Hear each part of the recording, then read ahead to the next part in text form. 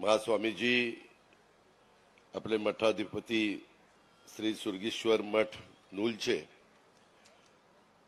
तसंच आजच्या कार्यक्रमाचे अध्यक्ष विधिमंडळातील माझे सहकारी राजेश पाटील, मंत्रिमंडळातील माझे सहकारी आणि तुमचे पालकमंत्री हसन मुश्रीफ साहेब, बीडचे पालकमंत्री आणि दुसरे माझे सहकारी धनंजय मुंडे साहेब, राष्ट्रवादीचे जिल्ह्याचे अध्यक्ष बाबासाहेब पाटील असुर्लेकर, ए.वाय. पाटील, के.पी. पाटील, बाबासाहेब पाटील मुगळीकर, भैयासाहेब माने, रामाप्पा करिगार, जयसिंगराव चव्हाण, खासदार संजयराव मंडलिक, प्रियंका आपल्या नूलच्या सरपंच प्रियंकाताई यादव, केडीसीचे चेअरमन संतोष पाटील, सतीश पाटील, तसंच उपस्थित असणारे दीपकराव जाधव, महाबळेश्वर चौगुले, राजेश पाटील औनारकर, मुन्ना नायकवाडी, जयकुमार मुंदोडी, अभिजित पाटील, ऐवाळेच्या सौभाग्यवती साधनाताई ऐवाळे, हरळीच्या हरळी खुर्दच्या सरपंच चंद्रकांत राजे, उपसरपंच हरळी खुर्चे आणि त्यांच्या सदस्यांनी आज आपल्या सगळ्यांच्या साक्षीने प्रवेश केलाय. श्री बिराप्पा धनगर, अभिषेक डोंगळे, अप्पासाहेब गडकरी, प्रकाश पताडे, भरत पाटील, पी.एम. चव्हाण, प्रवीण शिंदे, लक्ष्मण तोडकर, आर.एस. पाटील, कल्लाप्पा नडगदल्ली, विश्वनाथ कुंभार, दीपक पुजारी, सोमनाथ घेजी, सचिन पवार, शिवानंद देसाई, माझ्या नूल परिसरातील जमलेले सर्व प्रतिष्ठित नागरिक, ग्रामस्थ, पत्रकार मित्र, पंचक्रोशीतील जमलेले माझे सगळे सहकारी आणि माझ्या तरुण मित्रांनो, उशीर बराच झालेला आहे, परंतु पुढेही बरेच माझे कार्यक्रम आहे. मगाशी सांगितलं ते खरं आहे की मला 5:30-6 ला शेवटचा कार्यक्रम मुंबईला आहे. बरेच दिवस राजेश पाटील सांगत होते की दादा वेगवेगळ्या कार्यक्रमाच्या निमित्तानं तुम्ही आमच्या गडिंग्लजला, चंदगडला, आजराच्या परिसरामध्ये आलं पाहिजे. तसं बघितलं तर माझा उपमुख्यमंत्री पदाची जबाबदारी स्वीकारल्यानंतर कोल्हापूर जिल्ह्यातला हा 4था दौरा आहे आणि सतत येत असताना ह्या कोल्हापूरवासियांच्या करता आपण काही केलं पाहिजे. मुश्रीफांची मागणी, राजेश पाटलांची मागणी, कार्यकर्त्यांची मागणी, कोल्हापूरवासियांची मागणी आणि त्याच्यामुळं तो करण्याचा प्रयत्न मी आणि माझे सगळे सहकारी सातत्याने करत असतात. आज श्री सुरगेश्वर मठाच्या नियोजित सांस्कृतिक भवनाचा पायाभरणी समारंभ, तसंच शेतकरी मेळावा आणि नागरी सत्कार. मी काही वेळापूर्वीच श्री गुरु सिद्धेश्वर शिवाचार्य महास्वामीजी यांच्या पवित्र उपस्थितीमध्ये या सांस्कृतिक भवनाचा पायाभरणी समारंभ पार पाडला आणि त्याच्यानंतर इथपर्यंतच्या प्रवासामध्ये माझ्या नूलवासियांनी, रांगड्या मातीतल्या कोल्हापूरकरांनी ज्या पद्धतीनं माझं, मुश्रीफ साहेबांचं, धनंजयचं, मंडलिक साहेबांचं, राजेश पाटलांचं, आमच्या सगळ्यांचं स्वागत केलं ते मी कधी विसरू शकणार नाही. त्याबद्दल नूलवासियांना मी कायम ऋणी राहीन. मुली असू द्या, माझ्या बहिणी असू द्या, माझ्या आया असू द्या, सगळेजण पाकळ्यांनी आमचं फुलांचं स्वागत, फुलांच्या पाकळ्यांनी स्वागत करत होते. काही जण आम्ही ज्या रस्त्याने चालत होतो तिथं पाकळ्या टाकत होते आणि काही जण हळूच आम्हाला मारायचाही प्रयत्न करत होते आणि त्या मुली हसायच्या, कसं ह्याला मारलं बरोबर. मित्रांनो, गमतीचा भाग जाऊ द्या, शेवटी आपल्या मुली आहेत, शाळेतल्या मुली आहेत, शिकतायत. उद्याच्या काळामध्ये कुणाच्या तरी घरामध्ये लक्ष्मी म्हणून जाणारे, आई वडिलांचं नाव रोशन करणारे आणि या सगळ्यांना एक चांगले संस्कार व्हावेत, चांगल्या पद्धतीनं त्यांना मार्गदर्शन व्हावं, त्यांना कुठल्याही अडचणींना सामोरं जायला लागू नये, सगळ्या सुविधा त्यांना देता याव्या, असाच प्रकारचा प्रयत्न ह्या सर्वसामान्यांचं महायुतीच्या सरकारच्या माध्यमातून एकनाथराव शिंदे, देवेंद्र फडणवीस, मी, मुश्रीफ, धनंजय मुंडे, आमच्या सगळ्यांचाच असतो. आज ह्या गडिंग्लज कोल्हापूरच्या भूमीत आपल्याशी संवाद साधत असताना राजर्षी छत्रपती शाहू महाराजांचं आणि महाराणी ताराबाईंचं स्मरण करून मी त्यांना वंदन करतो. करवीरच्या आई अंबाबाईला वंदन करतो.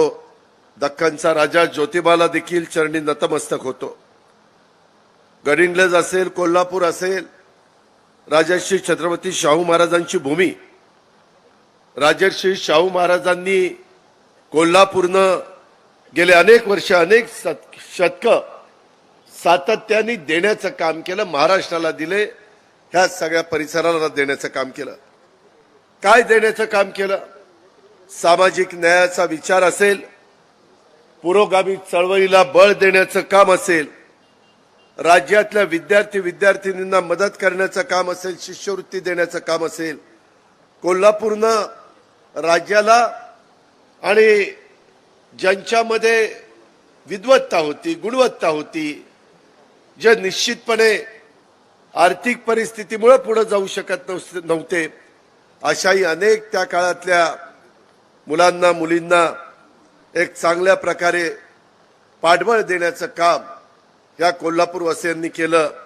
त्याची परतफेड कदापि होणं शक्य नाही. कोल्हापूरवर आणि कोल्हापूरकरांच्यावर माझं विशेष प्रेम आहे. त्याचप्रमाणे कोल्हापूरकरांनी देखील हा स्नेह, जिव्हाळा हा जपलेला आहे आणि तो कायम जपलेला आहे.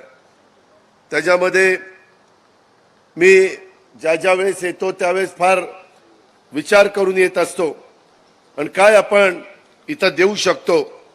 आज आध्यात्मिक, शैक्षणिक, सांस्कृतिक विकासामध्ये इथल्या मठाचं भरीव अशा प्रकारचं योगदान आहे. धनंजयांनी सुरुवातीलाच त्याच्याबद्दलचा उल्लेख केला. महाराष्ट्र, गोवा, कर्नाटक राज्यातल्या भक्तांचं श्रद्धास्थान असणारं नूल तालुका गडिंग्लज येथील सुरगेश्वर मठानं आपली स्वतंत्र ओळख ही महाराष्ट्रामध्ये निर्माण केलेली आहे. सीमा भागातील जनतेला आध्यात्मिक, शैक्षणिक, सांस्कृतिक विकासात ह्या मठांनी भरीव अशा प्रकारचं योगदान राहिलेलं आहे. संत बसवेश्वरांच्या काळापासून ह्या मठाला एक वैभवशाली अशा प्रकारची परंपरा आहे. सुरगेश्वर मठाचं बसवलिंगय्या स्वामी यांनी धर्मप्रसारासाठी सर्वत्र फिरत असताना नूल येथेच येऊन सुरगेश्वर मठाची स्थापना केली. गुरु शिष्यांनी मठाचं महाद्वार बनवलं. अतिशय कलात्मक, सुंदर अशा प्रकारची माडी आणि सुरगेश्वर मठाची शान आहे. नूलच्या जडणघडणीमध्ये या मठाच्या अमूल्य अशा प्रकारचं योगदान आहे. मठावर भाविकांची देखील आढळ अशा प्रकारची श्रद्धा आहे. नैसर्गिक आपत्तीत, संकट काळामध्ये, अडीअडचणीमध्ये गोरगरिबांना मदत करण्यात सुरगेश्वर मठाने एक आदर्श निर्माण केलेला आहे. मठाचे थोरले मठाधिपती चंद्रशेखर शिवाचार्य स्वामीजींनी करोना काळात आपला वाढदिवस साजरा न करता नागरिकांना अन्नधान्याचं वाटप करून सामाजिक बांधिलकी जोपलेली आपण सगळ्यांनी अनुभवलेली आहे. सुरगेश्वर मठाचे 12वे मठाधिपती म्हणून काम करत असताना त्यांनी धार्मिक, आध्यात्मिक आणि लिंगायत तत्वाचा प्रचार प्रसार केला. सीमा भागात अनेक मठ मंदिराची त्यांनी उभारणी केली. गुरुकुल पद्धतीनं वैदिक ज्ञान दिलं. मठाच्या विहिरीतून गावाला पाणी पुरवठा केला. आपल्या कालावधीत त्यांनी 1.5 कोटी रुपये खर्च करून आपल्या मठाचा जीर्णोद्धार केलेला आपण सगळ्यांनी पाहिलेला आहे. आपला कार्यक्रम ज्या ठिकाणी सुरू आहे त्या इंदिरा देवी जाधव न्यू इंग्लिश स्कूल आणि लक्ष्मी नागरी पतसंस्था यांच्या उभारणीमध्ये देखील त्यांचा सिंहाचा वाटा आहे. 3 वर्षापूर्वी म्हणजे 27 ऑगस्ट 2021 रोजी उपाचार्य रत्न चंद्रशेखर शिवाचार्य स्वामीजी यांचं महानिर्वाण झालं. ते लिंगैक्य झाले. त्यांना मी भावपूर्ण आदरांजली अर्पण करतो. समाजाच्या उद्धारासाठी सामाजिक प्रबोधनाची हीच परंपरा आज मठाधिपती श्री गुरु सिद्धेश्वर महास्वामीजींनी समर्थपणे पुढे नेताना आपण सगळेजण पाहतोय. त्यांच्या पुढाकारातूनच नूल परिसरामध्ये सुरू असलेलं आध्यात्मिक, सामाजिक, सांस्कृतिक विकासाचं काम आपल्या कोल्हापूरच्या, महाराष्ट्राच्या नव्याने होणाऱ्या उभारणीत निश्चित उपयुक्त ठरेल याबद्दल माझ्या मनामध्ये तीळमात्र शंका नाही. मगाशी मी तो प्लॅन बघितला. 1.5 एकर जागेमध्ये खाली 10,000 स्क्वेअर फीटचं बांधकाम आहे, वर 10,000 स्क्वेअर फीटचं बांधकाम आहे. तिथं काही लग्नच कार्य करायचं म्हटलं तरी करता आलं पाहिजे. काही वेगवेगळ्या प्रकारे विचार मांडण्याचा सांगण्याचा प्रयत्न झाला तरी तो सांगता आला पाहिजे. पुढं मागं पार्किंगची व्यवस्था फार चांगला प्लॅन केलाय. जवळपास 4 कोटीपेक्षा जास्त रक्कम त्याला लागणार आहे आणि सुरुवातीच्या काळामध्ये राजेश पाटील सगळ्यांनी मिळून 1 कोटी रुपयाची मदत त्या बाबतीमध्ये केलेली आहे. शेवटी काम हातामध्ये घेतल्यानंतर ते उभारणीपर्यंत पूर्ण होईपर्यंत कधी काही कमी पडेल असं मला अजिबात वाटत नाही. सगळ्यांच्या दानशूर ह्याच्यातून दानशूरपणातून हे सगळं काम पूर्णत्वाला जाईल याबद्दलची खात्री आपण देखील बाळगावी अशा प्रकारची माझी आपल्याला सगळ्यांना या कार्यक्रमाच्या निमित्तानं विनंती आहे. मित्रांनो, एकंदरीतच ह्याच्यातून जे काम होणार आहे ते काम आपल्या कोल्हापूरच्या सामाजिक, सांस्कृतिक, आध्यात्मिक, वैचारिक चळवळीला एक नवं व्यासपीठ आणि त्याच्यामध्ये दिशा देणारे गती मिळणारे या सांस्कृतिक भवनाचं काम लवकर पूर्ण व्हावं यासाठी देखील आपल्या सर्वांच्या साक्षीनं मी मनापासून शुभेच्छा देतो. समाजाच्या विकासासाठी, निकोप समाज निर्मितीसाठी लोकांनी एकत्र येणं, त्यांच्या चर्चा करणं, संवाद करणं, ते घडवून आणणं आवश्यक असतं. ही संधी अशा सांस्कृतिक भवनाच्या माध्यमातून निश्चितपणे होईल. हे या सगळ्या लोकांना एकत्र आणण्याचं काम करेल. सर्व जाती धर्माच्या लोकांच्या मध्ये जातीय सलोखा निर्माण करेल. शिवशाहू फुले आंबेडकर विचारानं इथल्या सगळ्यांना, महाराष्ट्रातल्या जनतेला देखील एक चांगल्या प्रकारचा विचार पुढे नेण्याचं काम देखील इथून होईल. ही पण खात्री आपण सगळ्यांनी बाळगावी. मित्रांनो, आम्ही देखील ज्या महायुतीच्या सरकारमध्ये काम करतोय, मगाशी अनेकांनी त्याचा उल्लेख केला, जयसिंगरावांनी केला, राजेशजींनी केला, संजय मंडलिक साहेबांनी केला, मुश्रीफांनी केला, धनंजयनी केला. आमची भूमिका हीच आहे की समाजातल्या, बहुजन समाजाच्या शेवटच्या माणसाचं, त्या महिलेचं, त्या मुलामुलींचं भलं झालं पाहिजे.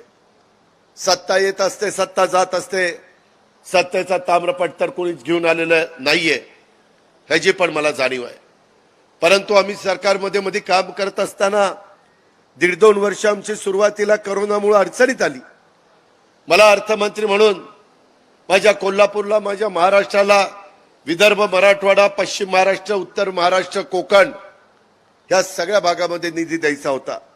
परंतु माणसं वाचवणं, सगळ्या प्रकारच्या सुविधा देणं, ऑक्सिजन प्लांट उभे करणं, त्याच्यामध्ये जम्बो हॉस्पिटल उभं करणं, ॲम्ब्युलन्स म्हणू नका, पॅरामेडिकल स्टाफ म्हणू नका, नर्सेस म्हणू नका, पोलीस यंत्रणा म्हणू नका, स्वच्छता दूत म्हणू नका, ह्या सगळ्याला आम्हाला अधिक प्राधान्य द्यावं लागलं होतं. उलाढाल थांबलेली होती, टॅक्स येत नव्हता, पगार करावे लागत होते, पेन्शन द्यावं लागत होतं. परंतु त्याच्यातून ह्या महाराष्ट्राला एक मार्ग दाखवण्याचं काम, पुढे नेण्याचं काम आम्ही लोकांनी केलं. नंतर काही राजकीय घडामोडी घडल्या.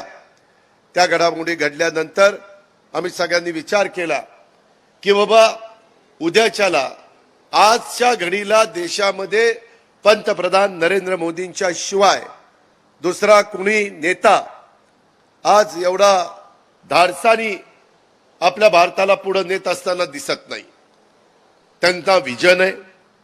त्यांनी चांगल्या प्रकारची देशात विमानतळं केली, चांगल्या प्रकारच्या वंदे भारत ट्रेन सुरू केल्यात, चांगल्या प्रकारे घरकुलाचा कार्यक्रम देशामध्ये राबवला, गोरगरिबांच्या करता ज्याचा उल्लेख धनंजयनी केला, पंतप्रधानांचे 6,000, राज्याचे 6,000, 12,000 रुपये महिना आपण महाराष्ट्रातल्या, 12,000 रुपये वर्षाला आपण महाराष्ट्रातल्या आमच्या शेतकरी बांधवांना सुरू केले. त्यांच्या मालाला भाव मिळावा म्हणून आम्ही प्रयत्न करतोय. आता दूध संघाचे अनेक सहकारी इथं आहेत, गोकुळचे, त्यांनी आम्हाला सांगितलं, मुश्रीफांनी सांगितलं, धनंजयनी सांगितलं की दादा आपल्याला दुधाचा दर वाढवला पाहिजे. मार्केट तर कमी झालंय, शेवटी म्हशीच्या दुधाला दर आहे, गोकुळ तो तुम्हाला देत आहे, पण गाईच्या दुधाचं काय? शेवटी गाईला लिटरला 5 रुपये राज्य सरकारच्या तिजोरीतून माझ्या शेतकऱ्याला देण्याचं काम आम्ही सुरू केलेलं आहे. मित्रांनो, अशा पद्धतीनं हे आम्ही का केलं तर त्याच्यातून माझ्या शेतकऱ्यांनी सुरू केलेला दुधाचा धंदा हा टिकला पाहिजे, हा चालला पाहिजे, अशा प्रकारची आमची सगळ्यांची भूमिका होती. म्हणून आम्ही सगळ्यांनी या प्रकारचे निर्णय घेतले. इतर पण 1 रुपयामध्ये पीक विमा उतरवण्याचं काम असेल, इतर अनेक गोष्टी असतील. इकडच्या भागामध्ये माझ्या गडिंग्लज तालुक्यामध्ये काही अडीअडचणी इथं मांडल्या, राजेश पाटलांनी मांडल्या, खासदारांनी मांडल्या, इतरांनी पण मांडल्या. इथं दुष्काळाच्या बाबतीमध्ये 40 तालुके आपण महाराष्ट्रात निवडले, परंतु गडिंग्लज तालुक्यातील एकूण 7 महसुली मंडळ, त्यातील 95 गावं ही दुष्काळामध्ये येतात. म्हणून त्यांनाही आपण त्याच्यामध्ये मदत करण्याचा निर्णय हा घेतलेला आहे. मदत पुनर्वसन खाता आमचेच राष्ट्रवादीचे अनिल भाईदास पाटील यांच्याकडे, त्यांच्या माध्यमातून आम्ही तुम्हाला मदत करू. त्याच्यामध्ये मुश्रीफ साहेब, राजेश पाटील सगळे लक्ष ठेवतील, याही बद्दलची खात्री आणि विश्वास मी आपल्या सर्व सहकाऱ्यांना देतो. या भागांनी पहिल्यांदा बाबासाहेब कुपेकरांच्या रूपाने आम्हाला आमदार दिलं, नंतर आमच्या कुपेकर ताईंच्या रूपाने संध्याताईंच्या आमदार देण्याचं काम केलं. त्याच्या आधी इकडच्या भागांनी मधी मतदारसंघ वेगवेगळे होते. नरसिंह गुरुनाथ पाटील देखील गडिंग्लजमधनं प्रतिनिधित्व करत होते. नंतर फेररचना झाली आणि त्याच्यातनं राजेश पाटील हे देखील अतिशय उत्तम प्रकारचं काम हे तुमच्या सगळ्यांचं प्रतिनिधित्व आमच्या विधिमंडळामध्ये करतात. अनेक कामं घेऊन माझ्याकडे येतात, पाठपुरावा करतात. दादा हे झालं पाहिजे, माझ्या लोकांच्या करता केलं पाहिजे, हा सतत आग्रह त्यांचा असतो आणि त्याच्यामुळंच अनेक कामं मार्गी लावण्याचा प्रयत्न मी, मुश्रीफ साहेबांनी, बाकीच्या सगळ्या सहकारी मित्रांनी या निमित्तानं केलेला आहे. आज देखील इथं येत असताना त्यांनी गडिंग्लज तालुक्याच्या पूर्व भागातील पाणी टंचाईग्रस्त नागरिक यांना गडिंग्लज तालुक्यातल्या पूर्व भागातील गावांच्या पिण्याच्या पाण्याचा आणि सिंचनाच्या पाण्याची निकड, मग त्याच्यामध्ये नरेवाडीचा टँक असेल, तेरणी टँक असेल, एनएच वंडी टँक असेल, अशा वेगवेगळ्या मागण्या त्यांनी त्या ठिकाणी केलेल्या आहेत. त्याचबरोबर दरवर्षी पाण्याचं दुर्भिक्ष राहतं आणि त्याच्यातून डोंगर दऱ्यामुळं नद्यांचं पाणी हे या भागामध्ये पोचत नाही. त्या भागाला पाणी पोचवण्याच्या करता मौजे किटवडे तालुका आजरा येथील हिंडणके किशी नदीवरील बंधाऱ्याचं पाणी उचलून मासेवाडी तालुका गडिंग्लज येथील नवीन एमआय टँक मध्ये सोडण्यात यावं, अशा मागण्या केल्या. मी आजच त्याच्यावर रिमार्क मारून MKVDC मधनं प्रस्ताव मागवण्याच्या बद्दल प्रायव्हेट सेक्रेटरीला सांगितलेलं आहे. ते ती सगळी माहिती मला देतील आणि त्याच्यातून पण काय मार्ग काढायचा तो मार्ग तुमच्याकरता काढला जाईल. आम्ही वचनपूर्ती करणारे लोक आहोत, आम्ही पोकळ आश्वासन देणारी लोक नाहीत. ही पण गोष्ट आपण सगळ्यांनी लक्षामध्ये घ्या. राष्ट्रवादी काँग्रेस पक्षामध्ये आम्ही काम करत असताना कुणाचा अवमान करावा, कुणाला तरी त्रास व्हावा, ही भावना माझी आणि माझ्या सहकाऱ्यांची अजिबात नाही. आम्ही त्या ठिकाणी संधी देत असताना आदिवासी मंत्री म्हणून आमच्या बाबा अत्रामांना घेतलं. विदर्भातल्या मराठवाड्यामध्ये आम्ही ओबीसी मध्ये प्रतिनिधित्व घेण्याचा प्रयत्न केला. मागासवर्गीयामध्ये संजय बनसोडेला घेतलं. धनंजय आज राज्यामध्ये काम करतो त्याला घेतलं. तिकडे उत्तर महाराष्ट्रातनं अनिल भाईदास पाटलांना घेतलं. महिला प्रतिनिधी म्हणून आदिती तटकरेंना घेतलं. 4थं महिला धोरण आत्ताच आम्ही त्या ठिकाणी आणलेलं आहे. मी, दिलीप वळसे पाटील आणि हसन मुश्रीफ आम्ही पश्चिम महाराष्ट्राचं प्रतिनिधित्व करतोय. त्याच्यातून वेगवेगळ्या प्रकारे प्रतिनिधित्व करत असताना कुठलाही घटक हा सुटता कामा नये, अशा प्रकारची भूमिका मी आणि माझ्या सगळ्या, प्रफुल्ल पटेल असतील, सुनील तटकरे असतील, रामराजे नाईक निंबाळकर असतील, छगन भुजबळ असतील, आम्ही सगळ्यांनी स्वीकारली. मित्रांनो, प्रत्येकाला मदत झाली पाहिजे. आरक्षणाच्या बद्दल देखील इतरांना कुठल्याही प्रकारचा त्रास न होता त्याच्यातून मार्ग निघाला पाहिजे. हीच आमची राष्ट्रवादीची आणि महायुतीची भूमिका आहे। याही गोष्टीचा आपण विचार त्या ठिकाणी केला पाहिजे। इतर बाबतीमध्ये देखील वेगवेगळ्या प्रश्नाच्या संदर्भामध्ये अनेक गोष्टी मला निवेदन दिलेली आहेत। त्याच्यामध्ये आमच्या राजेश पाटलांनी पण काही बाबी सांगितलेल्या आहेत। त्याच्यामध्ये शिक्षण प्रसारक मंडळ नूलचं तिथं इथल्या शाळेच्या इमारतीभोवती आणि क्रीडांगणाभोवती आवार भिंत बांधण्याच्या बद्दल त्या बाबतीमध्ये त्यांनी निवेदन दिलेलं आहे। त्याचा प्लॅन इस्टिमेट करा। मी CSRच्या माध्यमातून किंवा कुठल्या माध्यमातून निधी द्यायचा ते माझं मी ठरवीन, पण त्याच्यामध्ये तुम्हाला मी सहकार्य करेल, काही काळजी करू नका।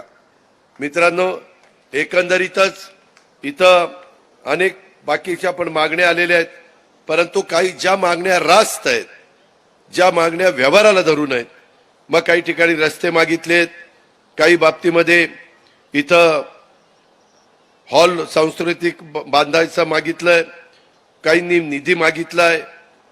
त्याच्यामध्ये पाठीमागे बरेच वर्ष मी नेहमी विचार करायचो की कोल्हापूरला राष्ट्रवादी काँग्रेस पक्षाचा मला पालकमंत्री देता येत नाही। 99 पासून आम्ही का बघतोय, माझा तसा राजकीय जीवनामध्ये संबंध जास्तीचा 99 काळापासून आला, म्हणजे या सगळ्या गोष्टीला जवळपास 24 वर्ष 25 वर्ष झाली, पण राष्ट्रवादीला कधी आपलं पालकमंत्री पद घेता आलं नाही। सुरुवातीला त्याच्यामध्ये हर्षवर्धन पाटलांना मिळालं, त्याच्यामध्ये चंद्रकांत दादा पाटलांना मिळालं, सतेज पाटलांना मिळालं, पतंगराव कदमांना मिळालं, वेगवेगळ्या मान्यवरांना, मधी दीपक केसरकरांना मिळालं। परंतु माझी इच्छा होती की आपल्या मुश्रीफ साहेबांना पण पालकमंत्री पद मिळावं, कारण ते कशा पद्धतीनं काम करतात हे उभ्या कोल्हापूरवासियांनी महाराष्ट्रातल्या जनतेने पाहिलेलं आहे। आणि म्हणून ठरवून यावेळेस आपल्या जिल्ह्याचं पालकमंत्री पद आम्ही मुश्रीफ साहेबांना देण्याच्या करता यशस्वी झालो। इतर पण बाबतीमध्ये बरेच वेगवेगळे प्रश्न आहेत। फाटकवाडी गटप्रभा प्रकल्पाच्या भिंतीच्या बांधकामासाठी आपण त्या ठिकाणी निधी देतोय। सामाजिक न्याय आणि हाच मूलाधार याच्यातून आपण अंबाबाई मंदिर असेल, ज्योतिबा मंदिर असेल, त्याच्यामध्ये रंकाळा असेल, पन्हाळा असेल, विशाळगड असेल, पारगड किल्ला असेल, इथं पर्यटनाच्या करता आपण निधी देण्याच्या बद्दल केंद्र सरकार पण पाठपुरावा करतोय। आपल्या इथली कोल्हापूरची जगप्रसिद्ध कुस्ती, त्याला प्रोत्साहन देण्याच्या करता तालमींना देखील मदत करण्याची भूमिका आम्ही लोकांनी केलेली आहे। काळंबवाडीच्या धरणाची गळती रोखण्याच्या करता देखील आपण 40 कोटी रुपयाची तरतूद केलेली आहे। राहिलेले पुढच्या वर्षी 40 कोटी रुपये देणार आहे। या जिल्ह्याला इंटरनॅशनल कन्व्हेन्शन सेंटर उभारण्याच्या करता IT पार्कमध्ये शेंडा पार्क येथील 32 हेक्टर जागा हस्तांतरित करण्याचं काम आम्ही सगळेजण करतोय। आणि अशा अनेक गोष्टी हे पूर्णत्वाला नेण्याचा मित्रांनो आमचा सगळ्यांचा मनापासूनचा प्रयत्न आहे। तुमच्या मध्ये मागणी होती की दादा काही करा, परंतु आमच्या पाण्याचे दर इतके वाढलेले आहेत, कमी करा। मित्रांनो, त्याची ऑर्डर काढली आणि पुन्हा पूर्ववत पाण्याचे दर केले, 10 पट वाढले होते। मी तर ते बघितल्यावर आश्चर्यचकित झालो। मी म्हटलं हे काय चाललंय आपलं? आपलं शेतकऱ्यांचं सरकार आहे, सर्वसामान्यांचं सरकार आहे, आणि शेतकरी काय म्हणतील, बळीराजा माझा समाधानी राहायला पाहिजे, आणि म्हणून तोही निर्णय आपण घेतला। त्याचबरोबर आणखीन एक निर्णय आम्ही घेतलेला आहे, साखर कारखान्याच्या बाबतीमध्ये काही एक वेगळा निर्णय डिस्टिलरीच्या संदर्भातला झालेला आहे, त्यालाही ते आम्ही पाण्याचा दर कमी करण्याच्या करता ऑर्डर पुढच्याच आठवड्यामध्ये मी तुम्हाला देण्याचं काम करतोय। जिथं जिथं शेतकऱ्यांना डायरेक्ट इनडायरेक्ट मदत होईल ती मदत करण्याची आमची भूमिका आहे। कोजनच्या बाबतीमध्ये देखील पैसे आता कमी केलेले आहेत, परंतु त्याला अनुदान देण्याच्या बद्दल पण मी आणि आमचे सगळे सहकारी मित्र त्या पद्धतीनं विचार करतायत। आणि बरेच दिवसाचं माझ्या कोल्हापूरवासियांचं दुखणं आहे, आणि ते म्हणजे वंचित शेतकऱ्यांना प्रोत्साहन अनुदानाचा लाभ देण्याबाबत। काय झालंय, आम्ही मागे महाआघाडीचं सरकार असताना वेळेत परतफेड केलेल्यांना 50,000 रुपये जाहीर केले, 2 लाखापर्यंत शेतकऱ्यांना आम्ही कर्जमाफी केली, परंतु त्याच्यात बाकीच्या गोष्टी झाल्या। भूविकास बँकेचं कर्ज माफ केलं, 7/12 वरून भूविकास बँक काढून टाकली, त्यांच्या कर्मचाऱ्यांना अधिकाऱ्यांना 250 कोटी रुपयाचे पेमेंट करून टाकलं आणि काही हजार कोटी रुपये शेतकऱ्यांचे 35,000 कोटी रुपये माफ केले। ह्या सगळ्या गोष्टी करत असताना महाराष्ट्रात विशेषतः माझ्या कोल्हापूर परिसरामध्ये मुश्रीफ साहेब तर सारखं मला सांगतात की सहकार खातं दिलीपरावांकडे आहे, वित्त खातं तुमच्याकडे आहे, मग का काम होत नाही? तर त्याच्यामध्ये मी आणि दिलीपरावांनी निर्णय घेतलाय, काही शेतकऱ्यांना प्रोत्साहन अनुदान वितरित झालं, परंतु 70,000हून अधिक शेतकरी या योजनेपासून 50,000च्या वंचित राहिलेले।